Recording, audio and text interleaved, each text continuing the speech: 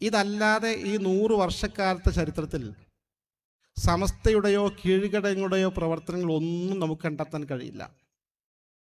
സമസ്ത ചെയ്യുന്ന പ്രവർത്തനം സമസ്ത മാത്രമാണ് ചെയ്യുന്നത്. മുസ്ലിം ലീഗ് പ്രസ്ഥാനം സാമുദായിക രാഷ്ട്രീയ പ്രവർത്തനങ്ങളുമായി മുന്നോട്ട് പോകുന്നുണ്ട്. കുറേ കാര്യങ്ങൾ മുസ്ലിം ലീഗിന് ചെയ്തു തരാൻ സാധിക്കും. മുസ്ലിം ന്യൂനപക്ഷത്തിന് ഒരുപാട് കാര്യങ്ങൾ കോൺഗ്രസിന് ചെയ്തു തരാൻ സാധിക്കും. അതുപോലുള്ള രാഷ്ട്രീയ പാർട്ടികളുടെ ഒരു പ്രവർത്തന മേഖലയുണ്ട്.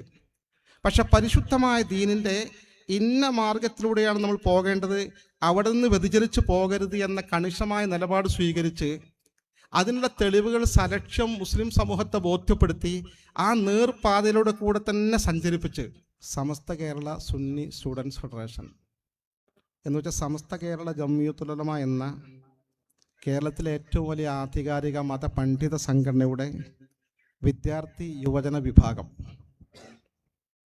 ഈ സംഘടന രൂപീകരിച്ചവർ മഹാനായ ഉസ്താദുൽ അസാത്തിദ് റഈസുൽ മുഹഖഖീൻ കണ്ണിയത്ത് അഹമ്മദ് മുസ്ലിയാർ, ഷംസുൽ ഉലമ ഇ.കെ. ഉസ്താദ്, അഭിമന്യനായ പാണക്കാട് സയ്യിദ് ഹൈദരലി ശിഹാബ് തങ്ങൾ, ബഹുമാന്യനായ ഉസ്താദ് കെ.ടി. മാനു മുസ്ലിയാർ തുടങ്ങിയ മഹാപണ്ഡിതന്മാരും സാത്വികരും സാദാത്തുക്കളുമാണ്.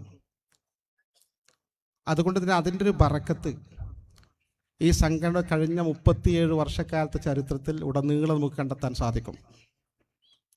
സമസ്ത കേരള ജംഇയ്യത്തുൽ ഉലമ ശക്തിപ്പെടുത്തുക, സമസ്ത കേരള ജംഇയ്യത്തുൽ ഉലമക്ക് ഒപ്പം നിന്ന് കരുത്ത് പകർന്ന് മുന്നോട്ട് പോവുക, ഈ ഒരേ ഒരു വഴിയിലൂടെയാണ് ഈ സംഘടന ഇക്കാലം അത്രയും സഞ്ചരിച്ചത്.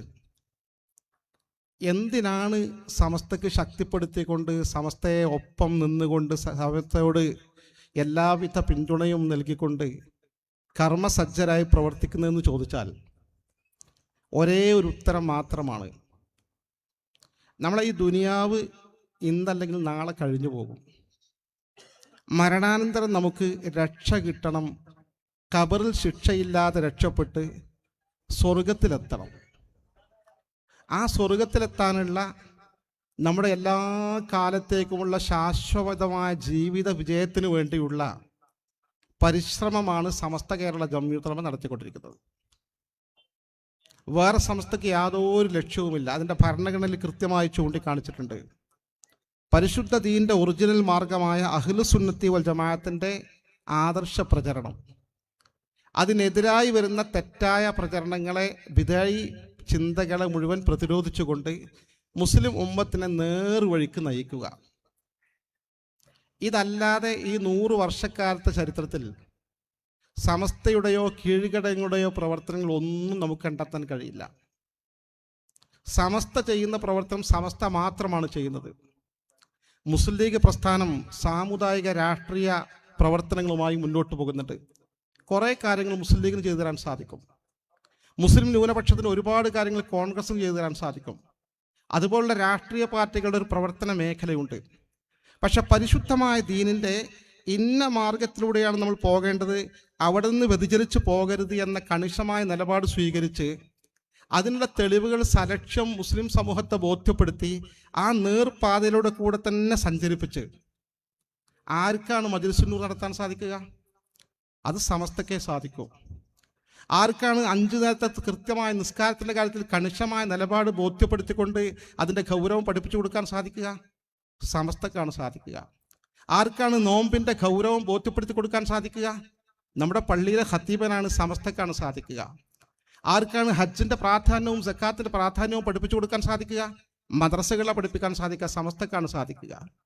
നരകത്തിലേക്ക് പോകുന്ന വ്യഭിചാരത്തിൽ നിന്നും അന്യ സ്ത്രീകളുമായുള്ള ബന്ധത്തിൽ നിന്ന് വിട്ടുനിൽക്കാനും ലഹരിയിൽ നിന്ന് വിട്ടുനിൽക്കാനും ബോധവൽക്കരിക്കാൻ ഫലിക്കുന്ന ബോധവൽക്കരണം, അത് മനസ്സിൽ തറയ്ക്കുന്ന വിധം ഖുർആനും ഹദീസും പറഞ്ഞുകൊണ്ട് ബോധ്യപ്പെടുത്തി കൊടുത്ത് നമ്മുടെ ചെറുപ്പക്കാരെ നേർവഴിയിൽ നടത്താൻ ആർക്കാണ് സാധിക്കുക? സമസ്തയ്ക്കേ സാധിക്കും. ഒരു രാഷ്ട്രീയ സംഘടനക്കും ഇത് ചെയ്യാൻ കഴിയില്ല, ഒരു സാമൂഹ്യ സംഘടനക്കും ഇത് ചെയ്യാൻ കഴിയില്ല, ഒരു സാംസ്കാരിക സംഘടനക്കും ഇത് ചെയ്യാൻ കഴിയില്ല. ഈ കേരളത്തിലെ ഒരു പാർട്ടിക്കും ചെയ്യാൻ കഴിയാത്ത ഒരു സത്യസന്ധമായ ദീനിൻ്റെ മാർഗം പ്രചരിപ്പിക്കാൻ സമസ്തക്ക് മാത്രമേ സാധിക്കൂ. ആ സമസ്തയെക്കുറിച്ച് തെറ്റിദ്ധാരണകൾ ചില പറത്താറുണ്ട്. സമസ്ത ഇന്നുവരെ രാഷ്ട്രീയത്തിൽ ഇടപെട്ടിട്ടില്ല. എന്ന് പറഞ്ഞാൽ സമസ്ത കൃത്യമായ രാഷ്ട്രീയ നയമുണ്ട്. സമസ്തക്ക് രാഷ്ട്രീയമില്ല, വ്യക്തികൾക്ക് രാഷ്ട്രീയമാകാം. അങ്ങനെ സമസ്ത 100 കൊല്ലക്കാലമായി ഈ നിലപാട് പിന്തുടരുന്നത് ഇന്ത്യയിലെ സാഹചര്യത്തിൽ മുസ്ലിങ്ങൾ എല്ലാവരും ഒരു പാർട്ടിയിലല്ല, പല പാർട്ടികളുമുണ്ട്. അത് സമസ്തക്ക് അങ്ങനെ തീരുമാനിക്കാനും സാധിക്കും. അതേസമയം ഏത് രാഷ്ട്രീയ പാർട്ടികളിൽ നിന്നും ഇസ്ലാമിക ശരീഅത്തിനെതിരായ, സുന്നത്ത് ജമാഅത്തിനെതിരായ സമീപനങ്ങൾ വരുമ്പോൾ സമസ്ത ചോദ്യം ചെയ്യാറുണ്ട്. അത് സമസ്ത ഒരു ബാധ്യത നിർവഹിക്കുകയാണ്. അതിൻ്റെ പേരിൽ സമസ്ത നമ്മൾ തെറ്റിദ്ധരിക്കേണ്ടതില്ല.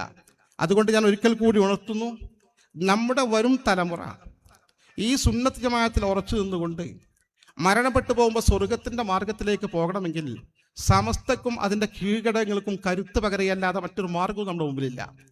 സമസ്തയെ ദുർബലപ്പെടുത്താൻ, യുവജന സംഘങ്ങളെ ദുർബലപ്പെടുത്താൻ, SKSSനെ ദുർബലപ്പെടുത്താൻ അറിഞ്ഞോ അറിയാതെയോ നമ്മൾ പങ്കാളികളാവുകയാണെങ്കിൽ വരും തലമുറകൾ നമ്മളുടെ മക്കളെ നാളെ നരകത്തിൻ്റെ മാർഗത്തിലേക്ക് പോകാനുള്ള സഹായകമായ പ്രവർത്തനമായിരിക്കുമെന്ന് നമ്മൾ വളരെ ആലോചിച്ച് മനസ്സിലാക്കിക്കൊണ്ട് തന്നെ സമസ്ത അതിൻ്റെ വഴിക്ക് പോയിക്കോട്ടെ, അതിനെല്ലാ സപ്പോർട്ടും ചെയ്യുക. സമസ്തയുടെ പ്രവർത്തനം ദീനിൻ്റെ പ്രവർത്തനമാണ്, സുന്നത്ത് ജമാഅത്തിൻ്റെ പ്രവർത്തനമാണ്. ആ പ്രവർത്തനമായി 100 കൊല്ലക്കാലം പ്രവർത്തിച്ചതുപോലെ ഇനിയും മുന്നോട്ട് പോകാൻ സമസ്തയെ അനുവദിക്കുക. അത് നമുക്ക് മാത്രമല്ല, നമ്മുടെ വരും തലമുറകളെ കൂടി ഈ മാർഗത്തിൽ ഉറപ്പിച്ചു നിർത്താൻ സഹായകമാകും. ദയാനിധിയായ റബ്ബ് സുബ്ഹാനഹു വ തആല നമുക്കും നമ്മുടെ മക്കൾക്കും തൗഫീഖ് നൽകി അനുഗ്രഹിക്കുമാറാകട്ടെ. ആമീൻ എന്ന് പ്രാർത്ഥിച്ചുകൊണ്ട് എല്ലാവിധ ആശംസകളും നേർന്നുകൊണ്ട് ഞാൻ എൻ്റെ വാക്കുകൾക്ക് വിരാമം കുറിക്കുന്നു. അസ്സലാമു അലൈക്കും വറഹ്മത്തുള്ളാഹി.